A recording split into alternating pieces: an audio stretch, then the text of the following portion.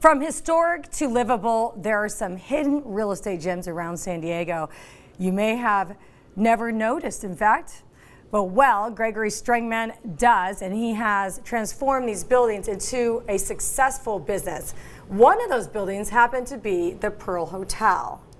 He joins us now to tell us his story and his vision. Welcome, and thank you for coming on to Primetime. Thank you for having me. What a great honor. So I love what you're doing to San Diego. Thank you. One building at a time. Tell our viewers what your vision is and what your inspiration is so they kind of know your background. Well, I love buying old buildings and kind of breathing new life into them. So one of the things we love doing is buying buildings that have some sort of architectural significance and kind of reconcepting them to create better livable spaces for people, and or in the hospitality sector, as we did with the Pearl Hotel, create an environment for people to stay when they come to town or dine in our restaurant or come to our dive-in movie or something like that. So cool.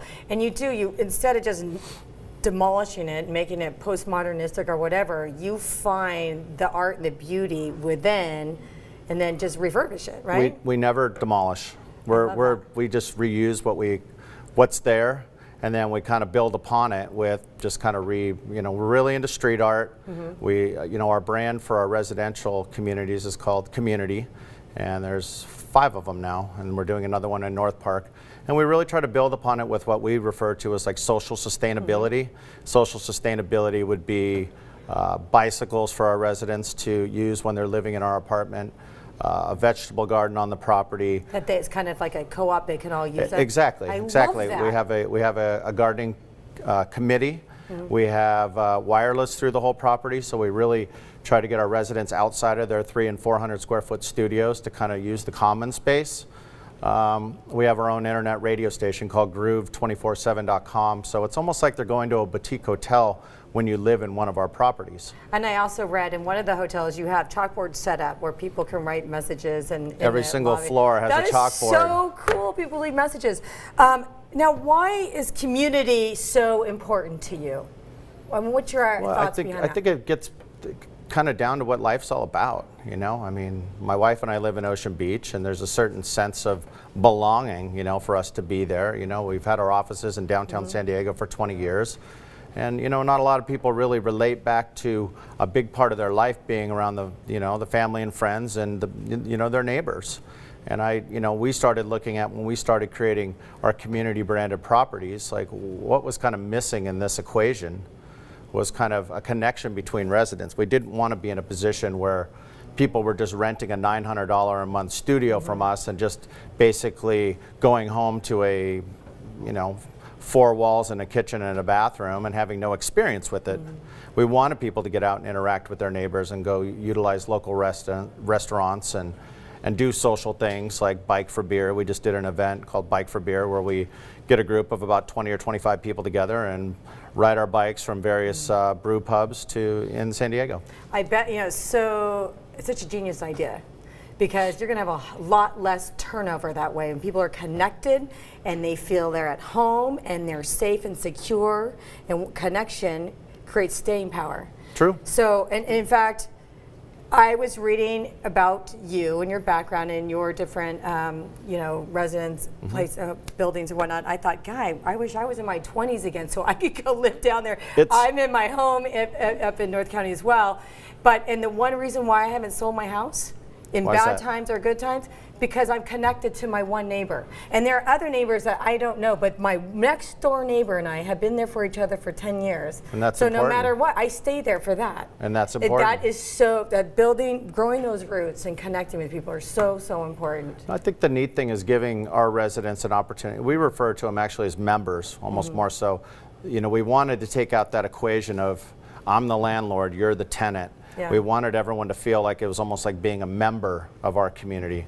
And it is a neat thing to be able to empower them to be able to organize things on their own, whether it's a bike ride, whether it's grow vegetables, whether it's go do something socially that we can help contribute to it. And you're exactly right. I mean, by us having a higher occupancy and less turnover, it allows us to be able to allocate more money to community-like events for our residents. So they're getting a greater living experience out of it. Their quality of life is amazing. Their quality of life. I'm not kidding. I've never wanted to go back in time like I have after reading your articles and reading about you.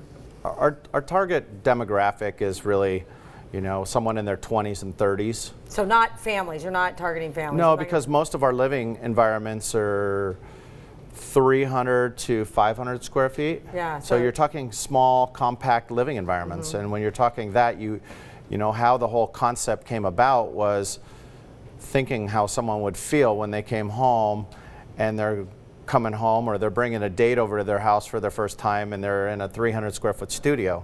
Yeah. Probably not going to be super stoked on, you know, bringing that date home, and she's looking around going, whoa, this is really small, but you it's know. cool. So we wanted it to be cool when you Yeah. got to the front door. We wanted that living experience to start at the front door to the community versus the front door to their little 300 square foot studio.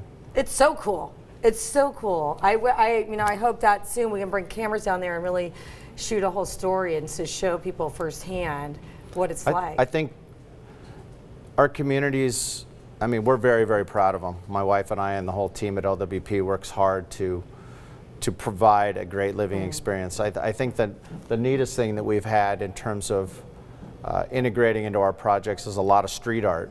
You know, street art has a tendency to get kind of a bad name. You know, everyone kind of labels it as graffiti. And as our city's kind of moving forward, progressing to be more of a bigger urban city, I think people are starting to recognize that it's not necessarily just graffiti up on the side of a wall, that it's an actual piece of art. And we've really strived hard to integrate that into all of our projects. So, you know, whether it's been Shepard Fairey that did the, you know, the Obama Hope piece, or, you know, he did the Obey piece, or there's a French artist, there's a movie called Exit Through the Gift Shop that an Invader did some pieces, or local street artists we've worked a lot with. You know, it's getting that type of thing up in the environment kind of gives it that edgier urban living space that we were striving for.